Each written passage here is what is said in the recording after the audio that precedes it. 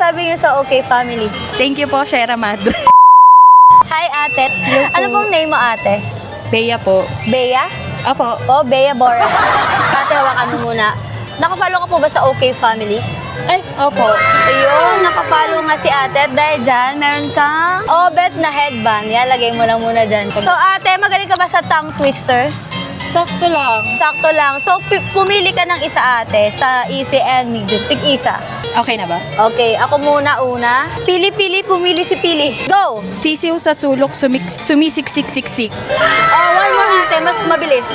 Sisiw sa sulok, sumisiksik-siksik. Okay, sumisiksik-siksik. Okay, one pa, ate, sa medium naman. Si Lolo Larry ay laging lumalangoy sa lawa ng lunting lagusan. Oh, one more. Mas mabilis. Si Lolo Larry ay laging lumalangoy sa lawa ng lunting lagusan. Okay, ang galing mo naman, ate. Pero mas meron ka pang mas mabilis. Pili ka pa isa. Pili-pili, pumili si Pili. Pili-pili, pumili si Pili. Oh, yeah. At dahil magaling ka, ate, sa tongue twister, meron kang cash prize. So, ano mo masasabi mo sa OK Family? Thank you po, Shera Madre. Thank you po sa 200. Wow, thank you, ate.